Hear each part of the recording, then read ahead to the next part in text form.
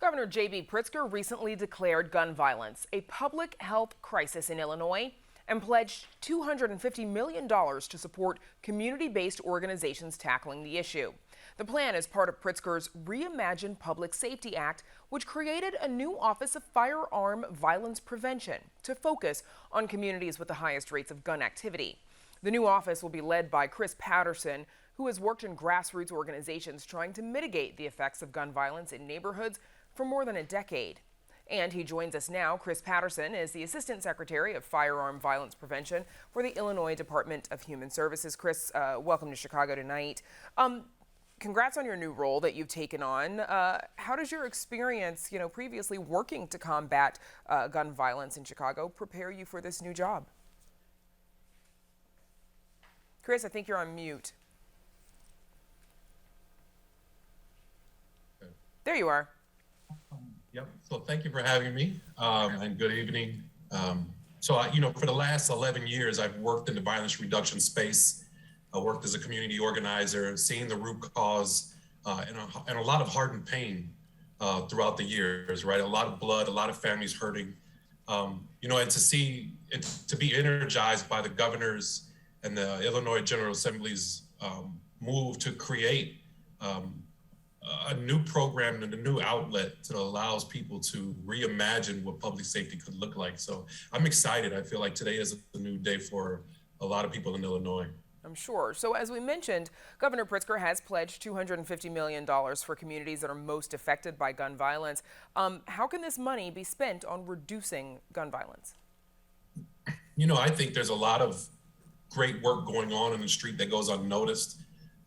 So our mission in this office is to be laser focused, work with our partners across the state of Illinois, ICEJA, and then in Chicago to work on addressing the violence that's going on in the communities. What we would like to do is empower, train, and support those organizations that are doing some of that grassroots work now.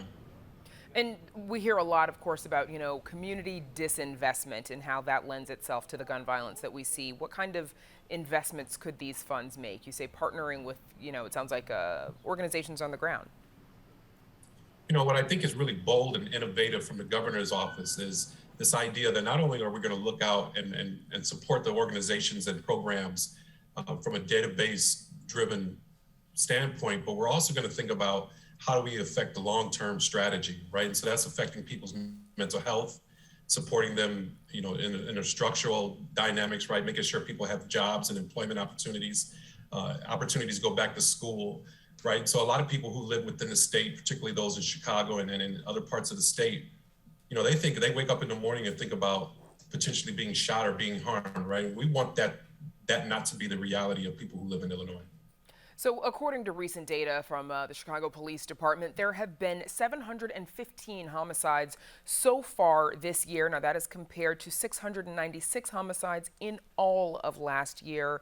Chris, what do you believe, to what do we credit this surge in violence that we've been experiencing this year?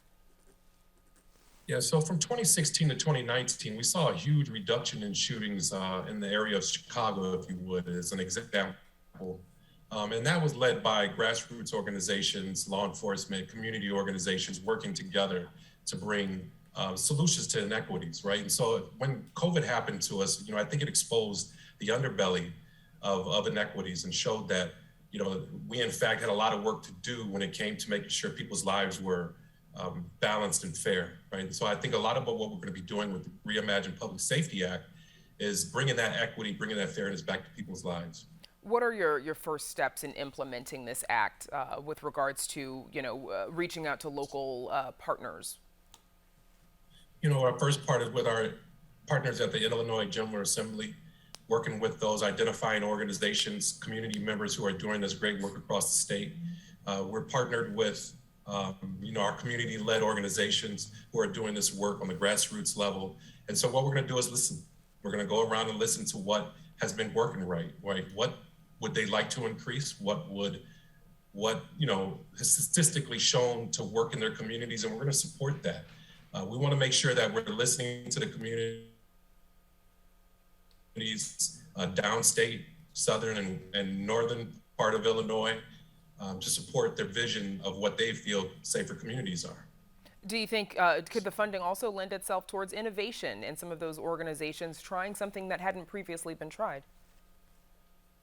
Yeah, no, absolutely. I think we're going to lead with supporting people in the mental health um, categories, right? So a lot of hurt people, right? And this idea that, only incarcerating people or only, taking care of people when they need the help. Like, we're going to go out there and empower street outreach organizations to go out and find individuals, connect them to the mental health support that they may need, to the resources they need in order to feel like they can live a life worthy of not being trapped in that cycle of violence, right? So there's a lot of innovative ideas coming out, and we're excited, to be part of that. Okay. Combating gun violence is obviously a heavy lift for anybody who's working to do it. Chris Patterson, thank you for joining us and best of luck to you. Thank you very much. Appreciate it.